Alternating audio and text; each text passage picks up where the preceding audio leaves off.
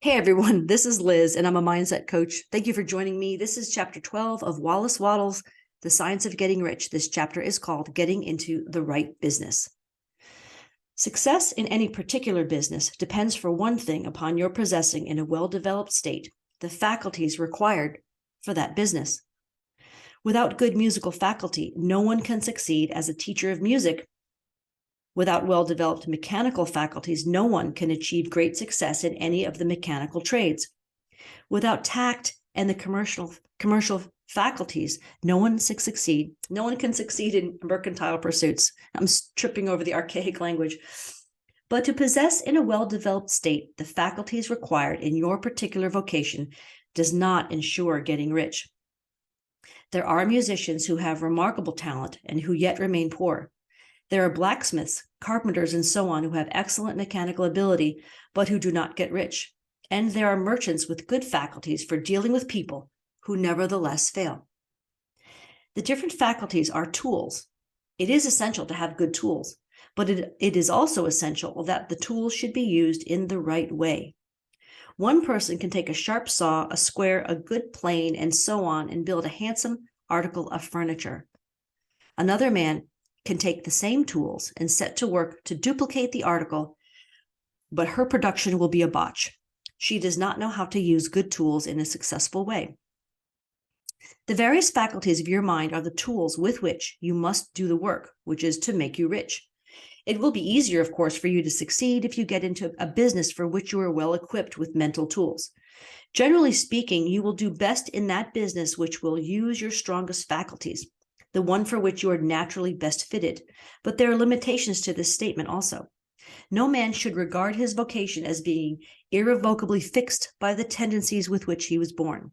You can get rich in any business, for if you have not the right talent, you can develop that talent. It merely means that you will have to make your tools as you go along, instead of confining yourself to the use of those with which you were born. It will be easier for you to succeed in a vocation for which you already have the talent in a well-developed state. But you can succeed in any vocation, for you can develop any rudimentary talent, and there's no talent of which you have not at least the rudiment. You will get rich most easily in point of effort if you do that for which you are best fitted, but you will get rich most satisfactorily if you do what you want to do.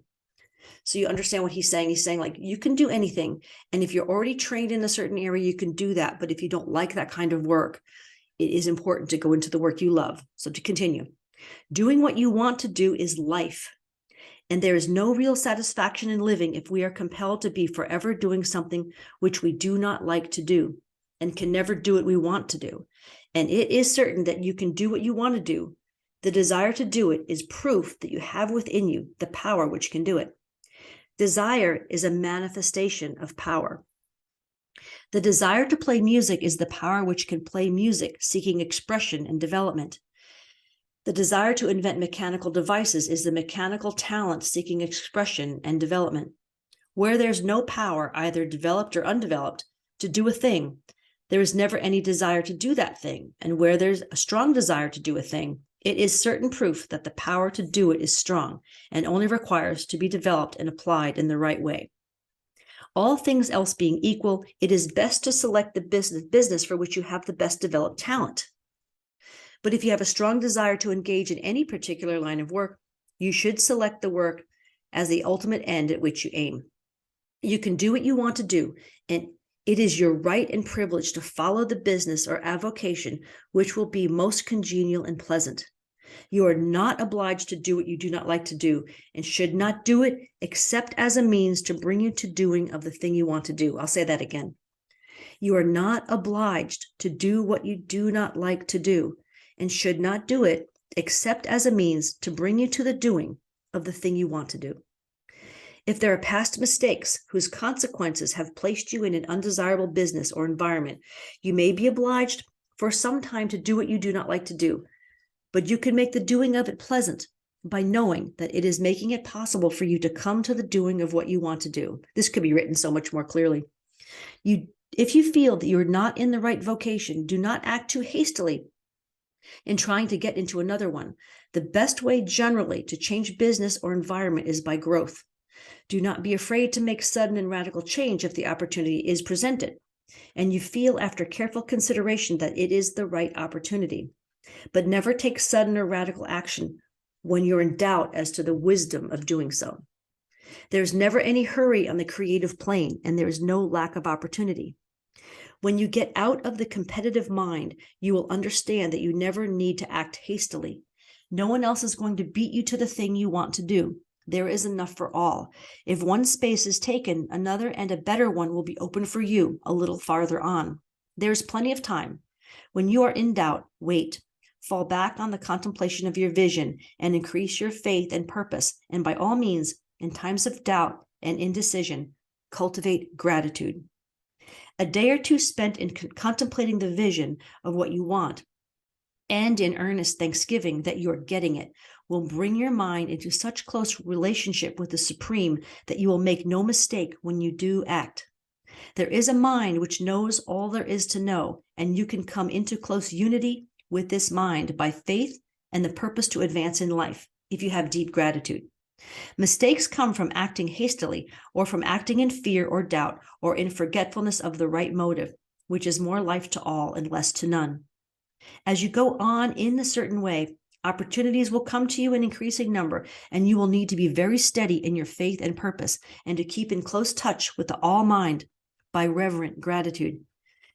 Do all that you can do in a perfect manner every day, but do not do it with haste, worry, or fear.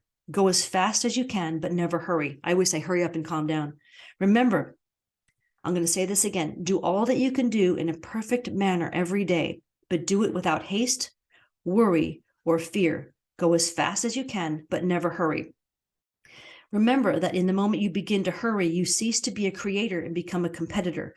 You drop back upon the old plane again. Whenever you find yourself hurrying, call a halt. Fix your attention on the mental image of the thing you want and begin to give thanks that you are getting it. The exercise of gratitude will never fail to strengthen your faith and renew your purpose.